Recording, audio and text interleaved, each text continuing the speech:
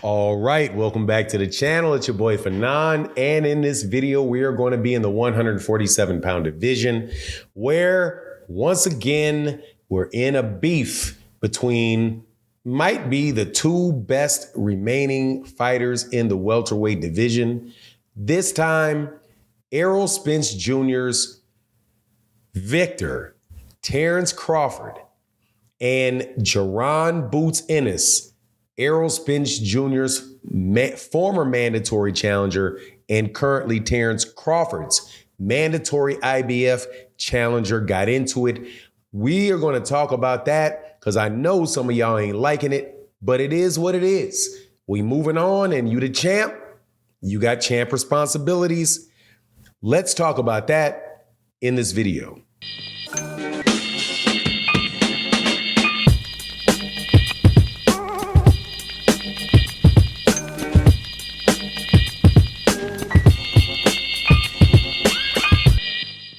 All right, welcome back to the channel. It's your boy Fanon, and in this video, we're going to be in the 147-pound division where Errol Spence Jr.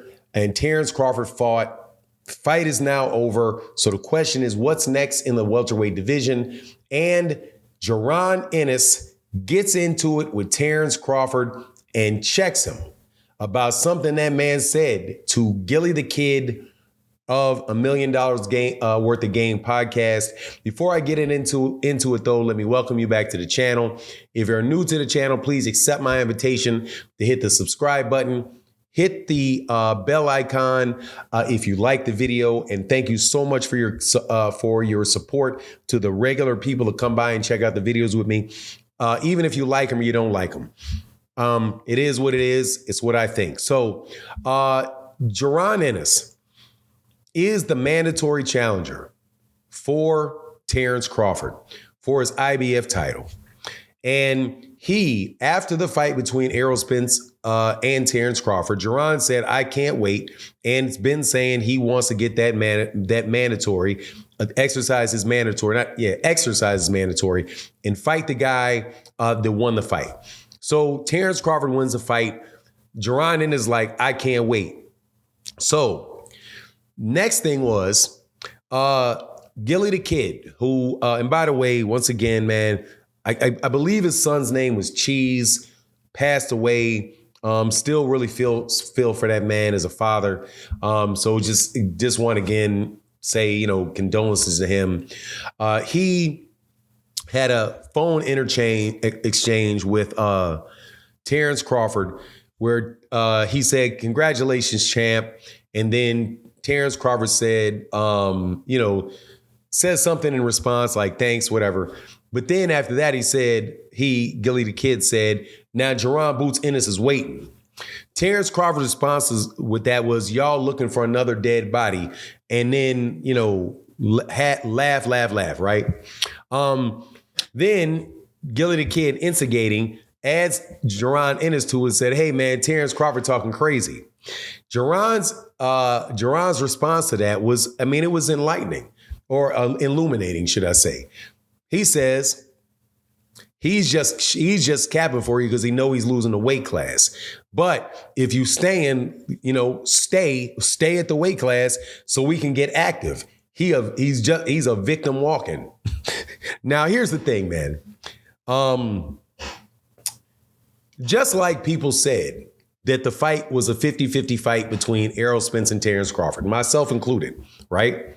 Myself primarily, since everybody wants to blame me. Well, not everybody, just, you guys that picked Terence Crawford, who, during the, 5 hours that I was willing to eat crow for that, we're talking about all kind of different things with me. Here's the thing. Just like a lot of people thought Errol Spence could win, and it was obvious. You remember all those guys that were saying he was going to bowl him over, he was going to do all of that? And it didn't happen. It happened the other way around. That can happen to anybody if you're fighting somebody that is a very, very special fighter. So, taking it back to 1963, I think it was, when Muhammad Ali fought Sonny Liston. Sonny Liston, who was the baddest man on the planet and had run through Floyd Patterson twice. Ran through him. First, people told Floyd Patterson not to fight Sonny Liston because people knew, to the extent that you can know, that Sonny Liston was going to hurt him and run through him. Then he rematched him. This is Floyd Patterson, rematched him, and Sonny Liston blew through him again. And that was the heavyweight champion of the world. So Sonny Liston was now an undefeatable monster that was destroying everybody. And a loudmouth, Cassius Clay at the time was his official name, was going to get destroyed because who had he beaten? Let me repeat. Who had he beaten? Sonny Liston had knocked out Floyd Patterson, who was the best heavyweight in the world at the time, proved it with the fights that he had against, man, what are those fights? I'm forgetting the name of the guy. I think he was an Eastern European fighter back in the day, the heavyweight that beat Floyd Patterson, and then Floyd Patterson came back to win the rematch and become the first two-time heavyweight champion ever, right? Accolades for Floyd Patterson. So obviously, Muhammad Ali, who had never beaten anybody and had been, guess what, knocked down in his fight, had a difficult fight with Doug, man, I'm getting old, man, where I can't remember, Doug Jones, I think his name was, and had a difficult fight with the British fighter, Henry Cooper, who knocked him down in a fight. Clearly, the power of the great Sonny Liston would beat him. What happens? Sonny gets dog walk. Same thing happened again when you had George Foreman, who had destroyed Frazier, who had destroyed Ken Norton, and nobody could touch him. What happens? Ali, who lost to both of those guys, get up there, they go to Africa, and he beats the brakes off the man. Or what do you call it? Rope-a-dopes him, or however you want to phrase that. So there are plenty of instances of people that you don't think can do something that turn around and do something. Fast forward to Jaron Ennis. Jaron Ennis is a very, very, very bad boy. Very bad boy. He is not any of the people that Terence Crawford has beaten. Just like Terence Crawford was none of the people that Errol Spence Jr. had beaten, despite the fact that people could critique Terence Crawford's resume. What happened when the fight took place? Terence Crawford won. Similarly, Jaron Ennis is now the IBF mandatory for that. And he says Terence Crawford is a walking victim. As if, brother, when I get with you, I'm not them.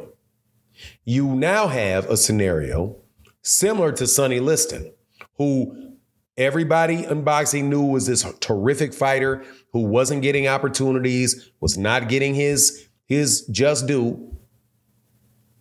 Floyd Patterson said, look, man, this guy's the number one contender. I don't care if y'all think I'm going to beat him, that he going to beat me. I'm going to fight him. He destroys the two dudes, and now he's on the top of the world. And here comes the young loudmouth that nobody thinks can win, who has exceptional hand speed, exceptional foot speed, has had problems in one fight, just like Ali had problems in one fight against Doug Jones. I believe it was Doug Jones, and had actually got knocked down again by Henry Cooper, got knocked down, even though he came in and knocked the dude out. You see the parallels? And talents continues to bubble up.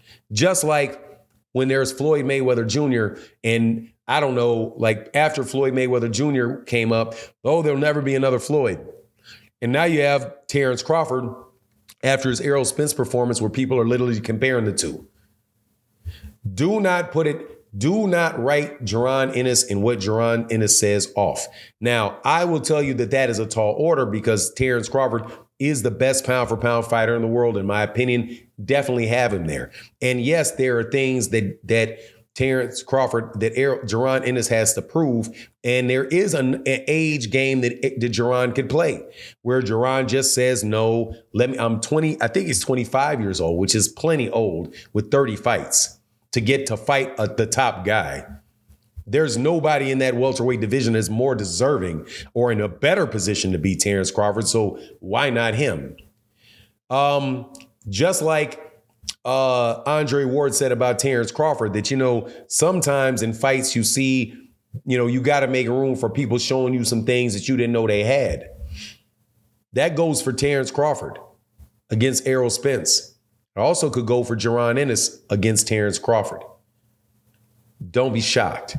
And don't dismiss the fact that that kid is coming for these guys, because he most definitely is a very, very, very talented and very skilled dude. Whether or not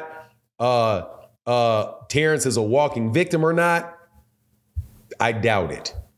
However, whether Jaron Ennis is a dead body, I doubt it.